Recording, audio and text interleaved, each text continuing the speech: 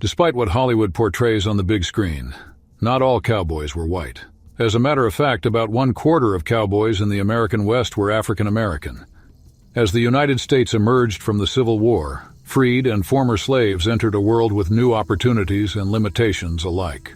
The experiences of famous African American cowboys and those of lesser-known status highlight the diversity of the Wild West.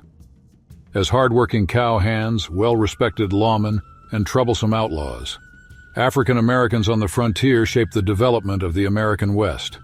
Men like Bass Reeves, Bill Pickett, and Nat Love found adventure and excitement out west, and they also experienced levels of independence and notoriety unknown to their counterparts in other parts of the developing nation. Number 1. Former slaves had all of the skills needed to be cowhands. Slaves were initially brought west by wealthy settlers to work on ranches and plantations. As the cattle and cotton demand grew, the number of enslaved people in places like Texas grew exponentially. In 1836, there were about 5,000 enslaved people in Texas. By 1860, there were more than 18,000. Slaves who worked on ranches, wrangled cattle, broke horses, and went on long cattle drives, developing skills that were essential on the frontier. Charlie Willis was born to enslaved parents in 1847 in Texas and spent his youth in servitude in Milam, Texas. He was 18 when the Civil War ended and, once free, earned a reputation as one of the best cowhands and horsebreakers in Texas. Number 2. Most African American cowboys grew up enslaved. As white settlers made their way into Texas, they took with them enslaved people to work on vast swaths of land full of wandering cattle. George McJunkin, for example, was born to enslaved parents in Midland, Texas in 1851. His blacksmith father was saving up money to purchase the family's freedom when, in 1865, he learned slaves had been emancipated. McJunkin became a cowboy in 1868, buying his first pair of cowboy boots in anticipation of working as a cattle wrangler. Over time, he learned roping skills and became known for his ability to wrangle horses. He grew into a well-respected ranch foreman in New Mexico, where he discovered the Folsom Ice Age bones in 1908, which decades later provided evidence of a human presence in the Americas as early as the Pleistocene epoch. Nat Love, expert cowboy and rodeo man who came to be known as Deadwood Dick, recalled his youth as a slave in Tennessee, where his father was a plantation foreman. Love was 10 years old when the Civil War broke out and remembered attempts to play out the war with his friends.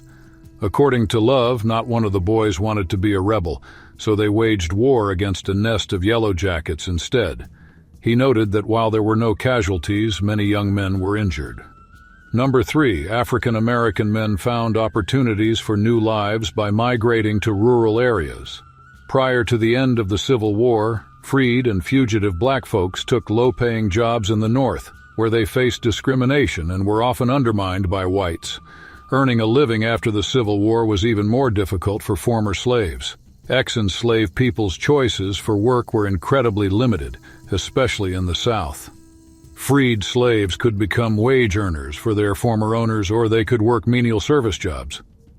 The desire for a new life propelled a mass exodus from the South, with many former slaves heading to places like Kansas and Texas, where being a cowboy was yet another option. Nat Love went west in 1869, and he was soon followed by thousands of others in search of new opportunities. Freed slaves who were already in states like Texas stayed on to work as professional cowhands. African-American cowboy George Martin recalled when his father moved the family to Texas in 1865. According to Martin, his father labored at any kind of work he could get to do when we first lit in Dallas. The Civil War sort of tore things up for father back in Atlanta, so he came to Texas calculating on getting a new start. Soon as I was able to go on my own, I lit out to find a job and dragged up to Denton County, which contained a tolerable lot of small cattle ranches back in those days. Number 4, African-American women were cowhands out west too. African-American women were active on the American frontier, but little has been done to study their activities. Mary Fields, for example, was known for her skill with a gun, something that ultimately cost her a job with the Montana nuns, for whom she hauled freight. She drank, smoked cigars, and later delivered mail, but never worked on a ranch. Johanna July, a black Seminole woman, worked on a ranch in Texas, having learned the skills of a vaquero from her father. She raised livestock and broke horses throughout her life, navigating through 3 marriages and 4 children while maintaining close connections with her extended family. Number 5. Former slaves were paid for what they'd previously been forced to do. Like how freed slaves became wage laborers in the post-war Deep South, former slaves on ranches in the American West got paid for their efforts. The rate of pay varied by skill and location, with permanent hands like Rufus Powell earning $15 a month, and day laborers making $69 each day during the 1890s. The chance for black cowboys to make money only accelerated as ranches became larger. Men like Bob Jones went from slave to cattle owner within 3 years of emancipation, later investing in farming and expanding into other businesses. Number 6. Surviving on the frontier didn't involve color. African Americans made up roughly 1/4 of the cowboy population in the Old West era. Most trail groups included black cowboys, and some were entirely African American. On the trail, it didn't matter what color a man was, if a stampede struck or if some other hardship hit the group. Blacks were often hired to do the hardest tasks like breaking the most difficult horses. The strength and acumen black cowboys showed not only earned them respect on the ranch and on the trail, but also built up the sense of egalitarianism. The remote, all-male group survived rather than competed with one another, and as a result, there was generally less discrimination against African Americans in cowboy communities. Number 7. In towns, African American cowboys walked a line of acceptance and exclusion.